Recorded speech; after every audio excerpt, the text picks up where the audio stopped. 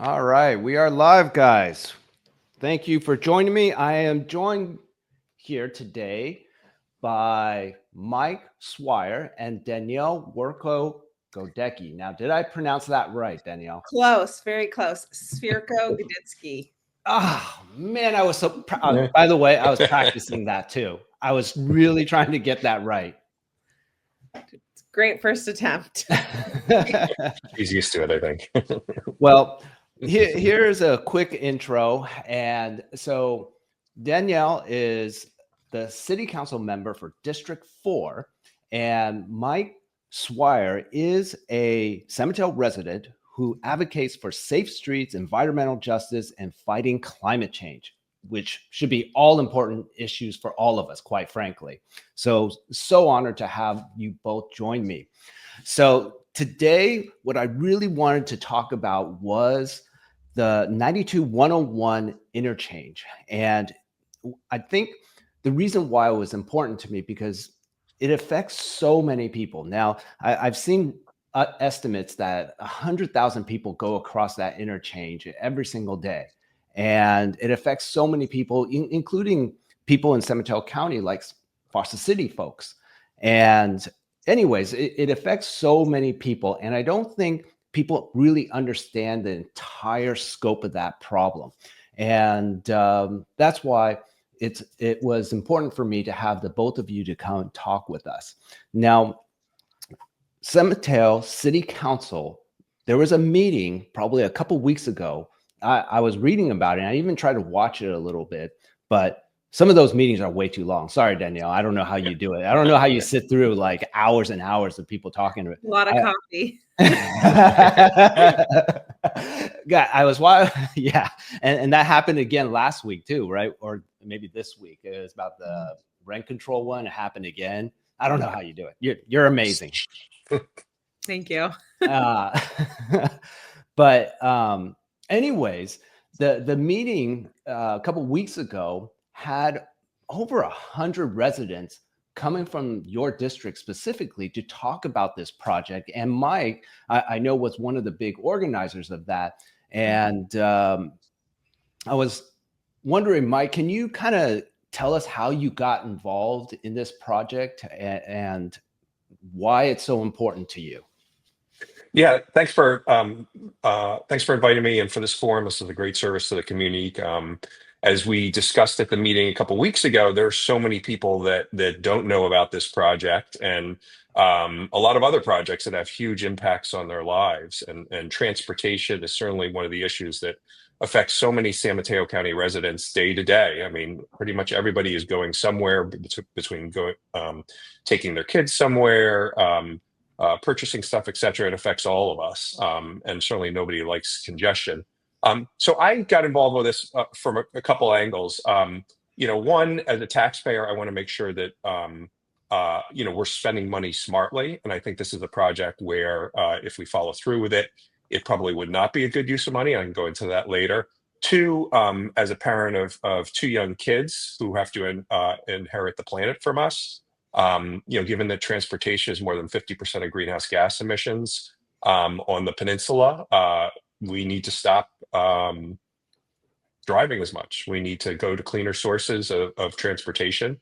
And this is one of the biggest ways to influence this. And third, there's a huge equity component to this too, because whenever we spend all this money on highway expansion, the average price of a car in the United States now is approaching $50,000. The benefit largely goes to people who have more money. And then the downstream effects could include pollution and traffic violence in some of the lower income and more diverse neighborhoods adjacent to the highway. And I just don't think that's a good use of our taxpayer dollars. So I think those are my priorities. And I thank Danielle and the other city council people that stood up and said, hey, we don't like this. We think there's better use of our money. And let's talk about what would be a more optimal use of taxpayer funds. So thank you, Danielle. Thank you. Well, and Mike, that's a great response, first of all. The one thing I would take away from your statement just now is that I think everybody is in agreement on the problem, right? We have a serious congestion problem. Mm-hmm. And part of it is because well, the Bay Area is still growing in population.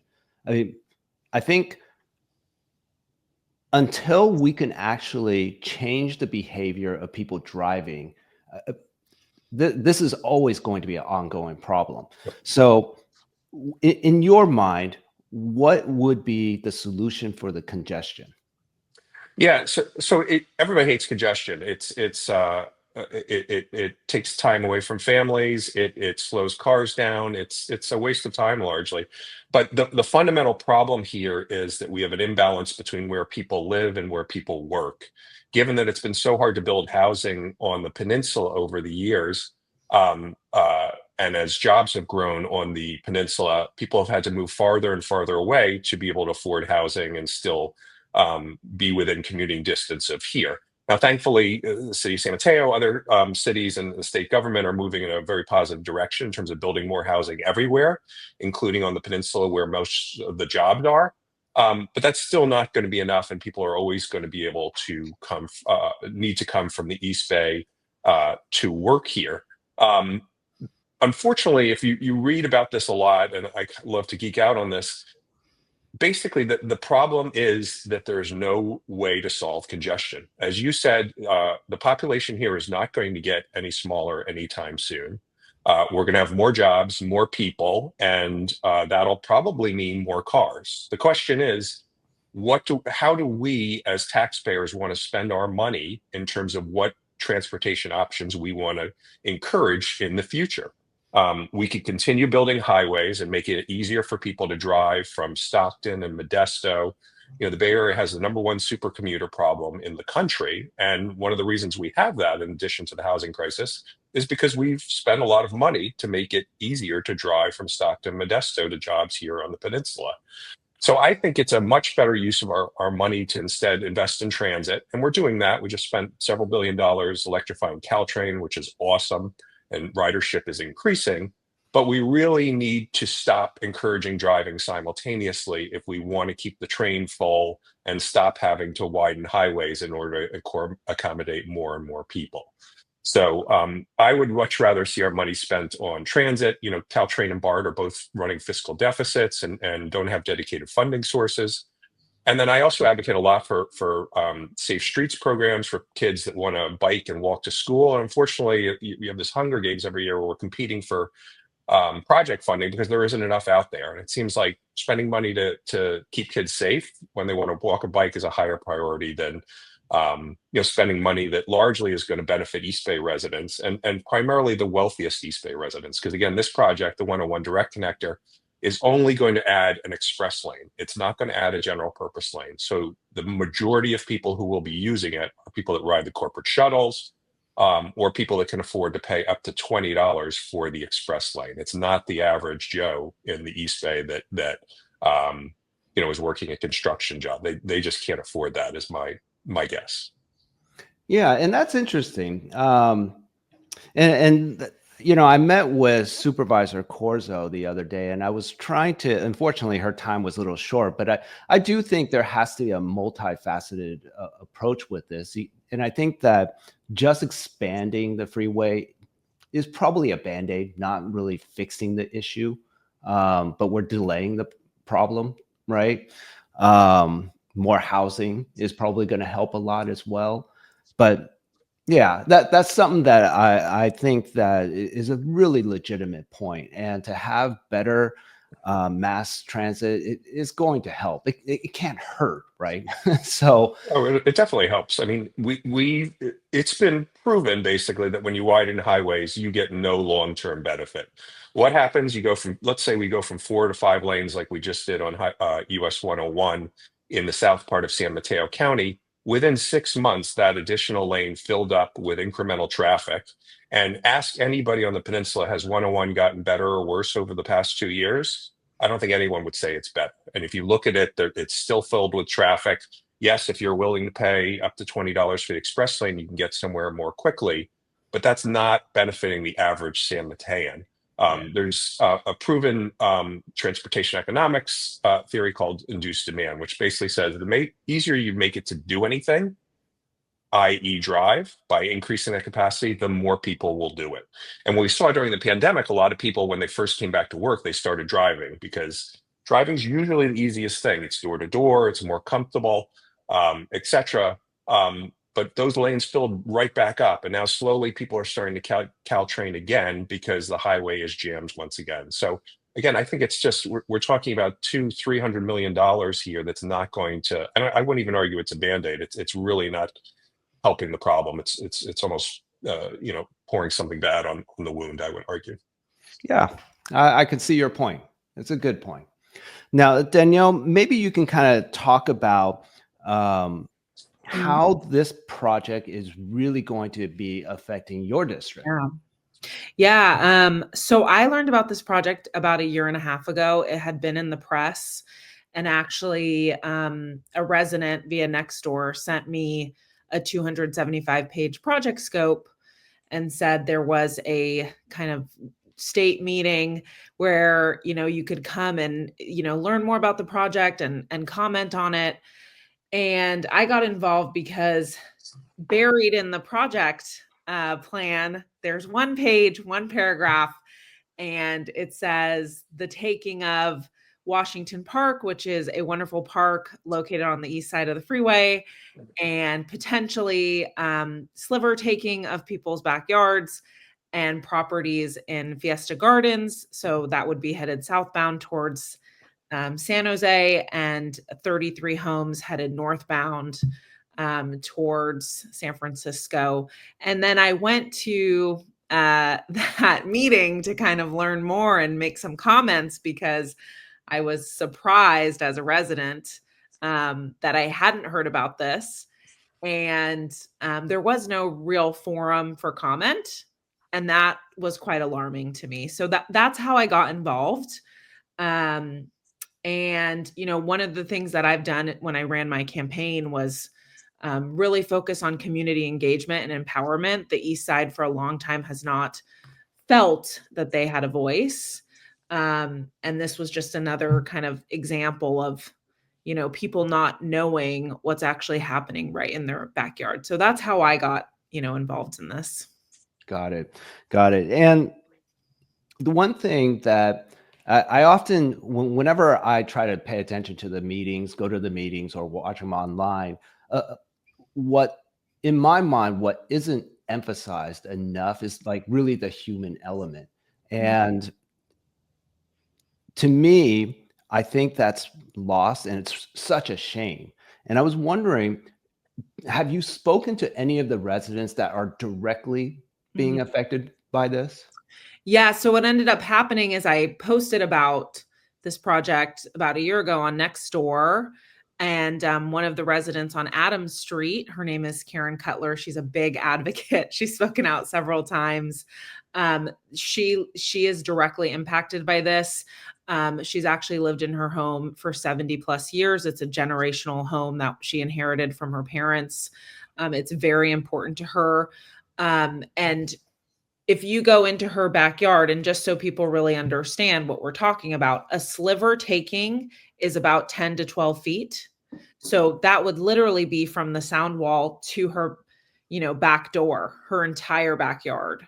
And then if that's not enough, the project scope actually says up to the entire property. So obviously she was very concerned, and we actually have walked 3 or 4 times now up and down Adams and throughout the whole neighborhood. And it's not just the people directly on Adams Street that are also concerned about the project impacts, but it's the entire community, because there's a lot of research and data that suggests putting, freeway lanes through communities actually does long-term damage to the entire area. The other piece of it is, San Mateo is very fortunate. We have 30 plus parks.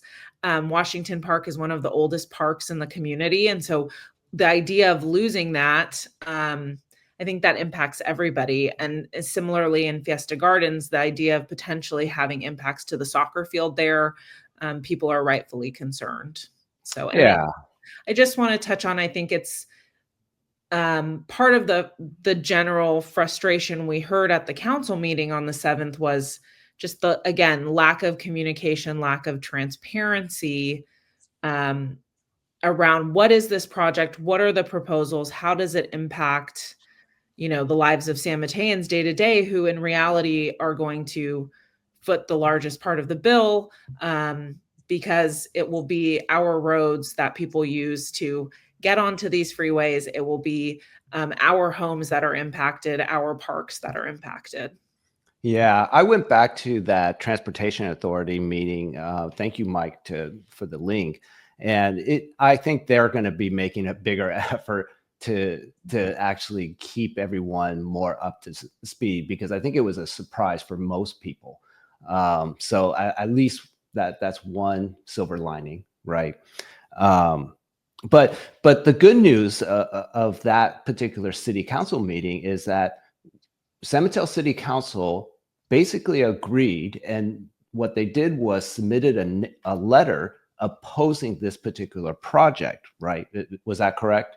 Yeah, so right now, Rob Newsom and I, the mayor of San Mateo, are in the process of drafting a letter, and that will be up for council review on May 5th.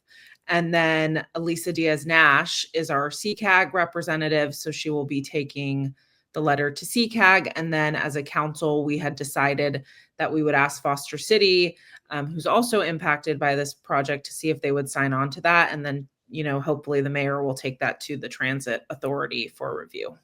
Yeah.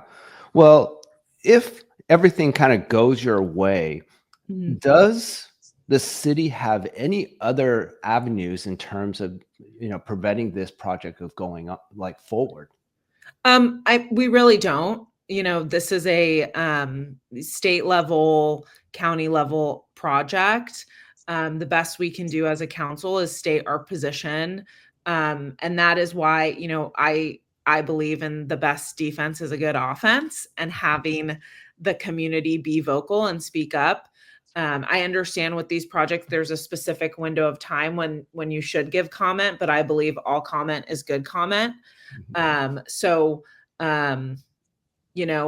just going to continue to be vocal and share our concerns, and hopefully the TA board, hears that and takes that under consideration. Yeah, and just to add to that, the TA board, to its credit, they have been very receptive. At that last meeting, they basically said, we want to listen to local residents, and if San Mateo objects to this project, we will consider it basically ASAP. So we're really hopeful that, given San Mateo's official at this point objection, thanks to Danielle and the rest of the council, and hopefully Foster Cities too, as well as the thousands of letters that they've gotten, will convince them that the sooner we stop this project, the better. There's, I think, upwards of $10 million still in the current phase that we could save if we put this project on ice sooner as opposed to later. And that's the thing, when it comes to the financing, I understand that these funds are specifically allocated for certain highway projects, but there are other needs in San Mateo. For example, under 101, we have several culverts with our stormwater infrastructure that Caltrans is responsible for. They could be cleaning those out. They could be expanding the culverts to help us with flood mitigation on our freeways. We heard from Mayor Rob Newsom, his comments about Sunnybrae having some issues with the sound wall. There's always repaving projects. And then, I think there's some debate whether these funds could actually be used for transportation, but, we should be examining all of our options here. Yeah. And it just seems like it's a very expensive project that people don't, necessarily want. So. Yeah. Well, I mean, yeah, we're just in the first phase, but if it gets past the first phase, we're talking about $200 to $300 million for the project, right? Yeah. So not chump least. change. That's for sure, right? Oh, yeah, Mike, and you brought up a good point. Is that it's at least that, because that estimate was based on what, 20 years of estimates, and today with inflation and everything, it's probably over 300,000 or 300 million at this point. Yeah, they have not put a new figure on that. They've acknowledged it could be well over 200 million. We don't know where the money would come from. I mean, a large portion would come from San Mateo County taxpayers. Some might come from the state, some might come from the federal government.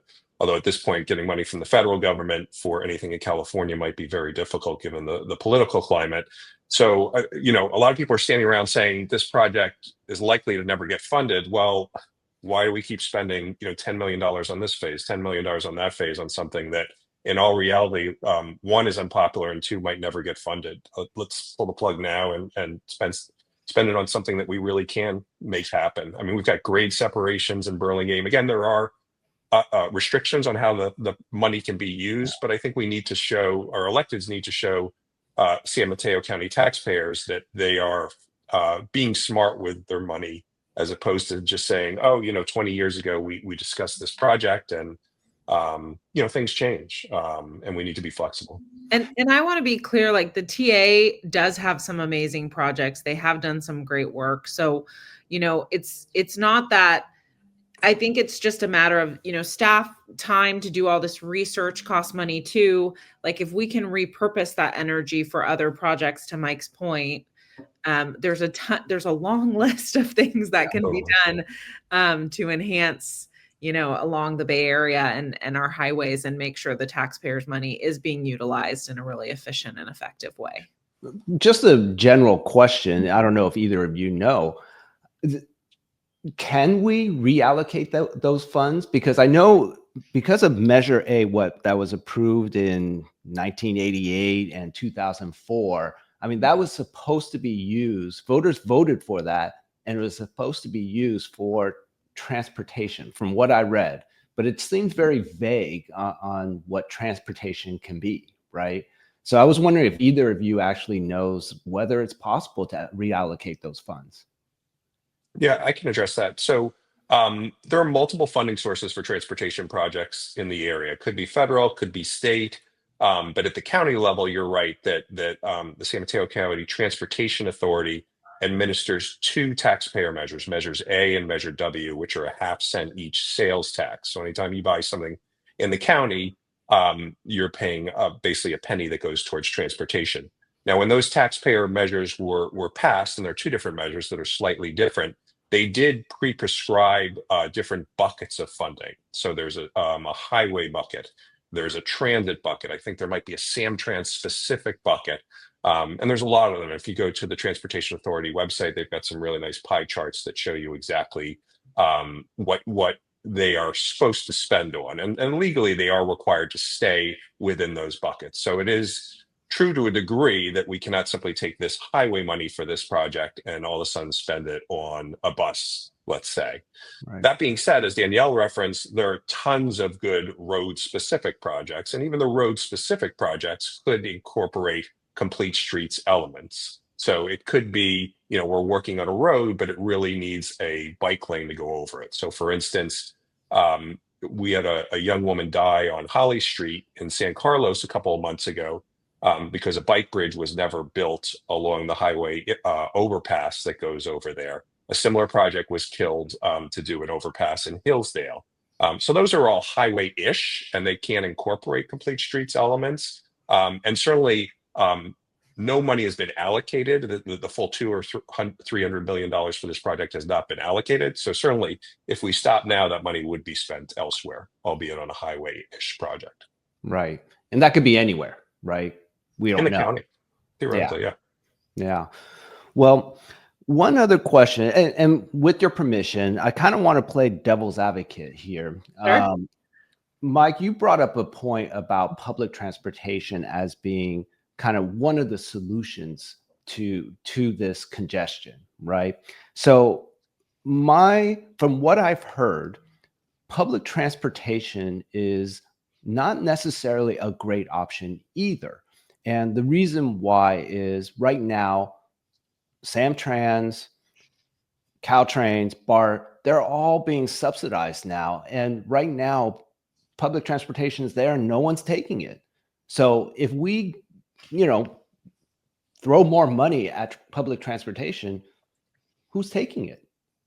Yeah, I think a couple things there. First of all, transportation, public transportation, prior to the pandemic, if you went on Caltrain, which I took to the city quite frequently, it was jam-packed. You couldn't even sit down when you're going up and down the peninsula. Now, certainly we saw a huge dip, as we did with all transportation modes with COVID. But as I said, people started driving first because the roads were open eventually. But since then, Caltrain and BART just announced really positive results in terms of recovery. So people are very willing to take transportation, public transportation, but driving, if we make driving the easiest option, that will always be the case. But unfortunately, we're running out of space and we can't continue to do that. Regarding the subsidy issue, I would take issue with that because who's paying for these roads? I mean, yes, the express lanes do raise some money, but basically this $200 million project is coming 100% from taxpayers. And people complain that public transit is subsidized. Public transit is subsidized throughout the world. And unfortunately, BART and Caltrain, they lack a dedicated funding mechanism. And as such, they're in constant financial peril and they need to decide whether or not to adjust their schedules. And it's very hard to manage a transit agency on that basis. If you look at the finances of Caltrain and BART, the fare payers actually pay a higher percentage of their budget than any other transit agencies almost in the country. It's roughly 70% comes from the fare box. If you look at the MTA in New York City, it's somewhere around 20 or 30%. So taxpayers are actually paying less right now for Caltrain and BART than almost any place in the country. And if we ever want to get service levels up to a place where it's super convenient, we have to continue subsidy. That's just the amount of the beast. Basically, every transportation mode is subsidized.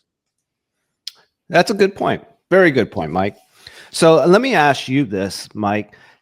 In your utopia, like, how are we fixing this congestion problem, and what does the Bay Area, or I should say, let's just make it more 92-101. What does 101-92 interchange look like? Well, one thing is we're already doing some good work there. There's actually a short-term improvement project that's focused mostly on the on-ramps, the off-ramps, where they intersect with El Camino, et cetera. So I know that some people have been expecting work there, but we're already doing that. So those improvements are actually shovel ready. I think they're going to start very quickly. Then there's another project like at 19th Avenue and Fashion Island Boulevard, where we're going to start building connected bike lanes underneath, which is going to allow people to get safely across that corridor, without using their car. So for somebody like me that lives in Bay Meadows and maybe you want to go over to Bridgepoint or to Costco, that's going to make my life easier and I don't have to take the car there. So but again, you can't solve congestion. People will, if there's a road there, people will take it, and people will continue taking it until they decide that, hey, biking's about the same amount of time and it's safe. I'm going to get some exercise and I'm going to take it. So, again, we widened 101 and that didn't improve congestion. It just doesn't work. There's no way to build your way out of congestion. It's like, if you're trying to lose weight and you say, hey, I'm going to loosen my belt, that's not a good way to manage the underlying problem, which is too many people are driving and we're running out of space. I mean, every additional lane you add on 101, we can't add more lanes on El Camino or Hillsdale. So where are those people going to come from? It's just, we have to stop the addiction, and the sooner we do it, the better. And I was just going to add that when I walked around the neighborhood, I did meet some residents that actually commute to the East Bay and back. And actually their chief concern was the on-ramps. It wasn't actually being on 92 or getting onto the bridge. It was the on-ramp challenges. And so it'll be interesting to see as that work actually happens. Maybe that is a solution and we don't have to do more. Yeah. I think the dialogue has been missing, and that's part of it, is you have to talk to the people that are using these lanes every day and what is their perspective. I also did want to add that pre-COVID, and Mike mentioned it, there was a bus that was going across the bridge, and I don't know if that was marketed well, just very, bluntly, and perhaps that should be revisited to see if there is, interest there, and there are commuters that want to do that. I think the pandemic kind of put a monkey wrench in that because it launched right before COVID. So right. Yeah. So that, to be clear, that bus does not exist any longer. There is no public transit across 92. So Even though HOV is part of the express lane benefit, it's corporate shuttles, which are great, but again, that's largely, some of the wealthier people probably in the East Bay working at Genentech or tech companies, and then people paying $20. So if you look at the express lanes today, the majority of people using them are single occupancy vehicles. And even then, there's a huge problem with cheating. Whenever I drive, I'm just extremely concerned that people are switching to 3 just to get it free, and they're not really paying. So again, if we want to get away from single car trips, we got to think differently. And I think that, the county, to their credit, the TA board they're talking about a regional transit measure. And why that's significant is, we can't build our way city by city out of these problems anymore. It's the same with climate related issues. We need to be thinking more broadly, and how do we work together across all these different areas? And something like transit is a perfect example of that, because we're all commuting around the peninsula, right? So we really need an integrated approach. And so I'm excited to see where that actually goes in the future. Well, I think we all are. Yeah, that's really good. Like I promised, I was going to try to keep it around 30 minutes. I'm a little over, sorry. But I thank you so much for joining me to talk about this. At some point when we figure out what's going on with this project, I would love to have you guys come back on and talk about it a little bit more, because this is such an interesting topic to me. And again, thank you. And I wish you the best of luck with this. I know we only scratched the surface. There were so many other things that we needed to talk about, but I managed to keep it under time. So Burt, thank you so much. This was great, Burt. Thank you so much. All right, guys, have a great night. Take care. Take care.